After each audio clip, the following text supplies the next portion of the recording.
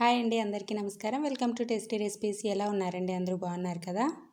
ఈరోజు నేను మీకు ఒక హెల్తీ లంచ్ బాక్స్ రెసిపీ చేసి చూపించబోతున్నాను. ఎప్పుడూ చేసే పులిహోరలు కాకుండా ఇలా హెల్తీగా పులిహోర చేసి పెట్టండి. పిల్లలు చాలా ఇష్టంగా తింటారు. ఇంకా చాలా హెల్తీ కూడా, కంటి చూపుకి, హెయిర్ గ్రోత్కి చాలా మంచిది. లేట్ చేయకుండా ఎలా చేయాలో చూసేద్దాం.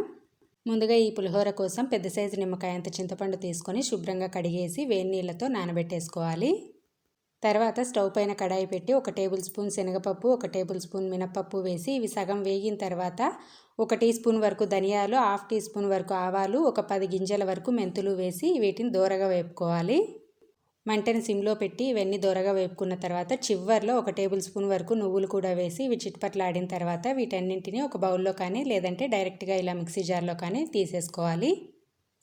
ఇప్పుడు అదే కడాయిలో 1/2 టేబుల్ స్పూన్ వరకు ఆయిల్ వేసి మనం తినే కారాన్ని బట్టి 5-6 ఎండుమిరపకాయలు వేసి 10 సెకండ్లు వేపుకోవాలి. ఇప్పుడు కరివేపాకు వేసుకుంటున్నాను. 1 కప్పు కరివేపాకు తీసుకున్నాను. నేను రైస్ వచ్చేసి 4 నుంచి 5 కప్పుల వరకు ఉంటుంది. ఇదే కప్పుతో ఆ క్వాంటిటీ రైస్కి 1 కప్పు కరివేపాకు వేసి ఇలా వేపుకోవాలి. ఇలా కొంచెం క్రిస్పీగా వచ్చిన తర్వాత దీన్ని కూడా తీసి మిక్సీ జార్లోనే వేసుకుంటున్నాను.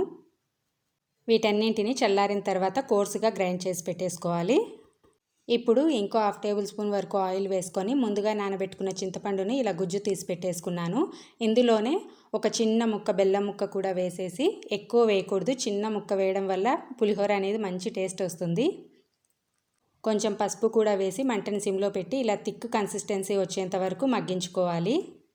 పేస్ట్ మొత్తం ఒకేసారి వేసేయకుండా మన పులుపుకు తగ్గట్టుగా పేస్ట్ వేసుకొని అన్నాన్లో కలిపేసుకోవాలి. కొంచెం ఉప్పు కూడా వేసేసి ఇప్పుడే మొత్తం అంతా కలిపేసుకోవాలి.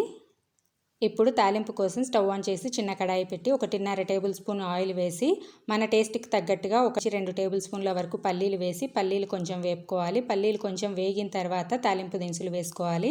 శనగపప్పు, మినపప్పు, ఆవాలు, జీలకర్ర వేసి వేపుకోవాలి. పప్పులు కొంచెం ఎక్కువ వేసుకోండి, బాగుంటుంది. పప్పులు వేగిన తర్వాత ఒక 2-3 ఎండుమిరపకాయలు, 2-3 పచ్చిమిర్చిని ఇలా కట్ చేసి వేసుకోవాలి.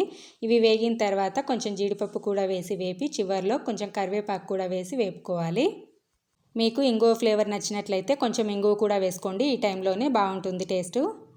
చివర్లో కొంచెం పసుపు వేసి ఒక్కసారి అంతా కలిపేసి స్టవ్ ఆపేసుకోవాలి. చూడండి, నేను ఇక్కడ పప్పులు ఇంకా కరివేపాకు ఇలా కొంచెం కోర్సుగా ఉండేటట్లు గ్రైండ్ చేసి పెట్టేసుకున్నాను.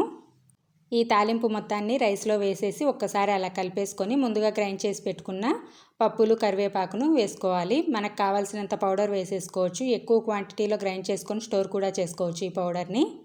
నేనైతే మొత్తం వేసేసుకున్నాను. ఈ రైస్ క్వాంటిటీకి ఇది కరెక్ట్గా సరిపోతుంది. మనకు కావాలనిపిస్తే ఉప్పు అడ్జస్ట్ చేసుకొని మొత్తం అంతా ఇలా ఒక్కసారి బాగా కలిపేసుకున్నాము అంటే ఎంతో కమ్మగా టేస్టీగా కరివేపాకు పులిహోర రెడీ అయిపోయింది. టేస్ట్ అయితే చాలా బాగుందండి. ఎలాంటి డౌటు లేకుండా ఖచ్చితంగా ట్రై చేయండి. చాలా హెల్దీ కూడా కరివేపాకు కాబట్టి. ట్రై చేస్తే ఎలా వచ్చిందో కామెంట్ చేయండి. అలాగే వీడియో నచ్చితే లైక్ చేసి ఛానల్ని సబ్స్క్రైబ్ చేయండి. Thank you.